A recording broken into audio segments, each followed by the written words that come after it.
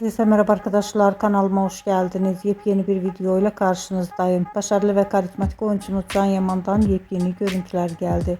Can Yaman'ın çekildiği Bro dizisinin çekimleri başladı arkadaşlar. Ben de bu muhteşem görüntüleri sizler için YouTube kanalımda video halinde sunuyorum.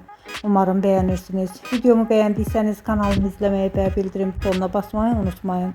Şimdilik benden bu kadar olsun. Yeni videomuzda görüşmek üzere. Hoşça kalın.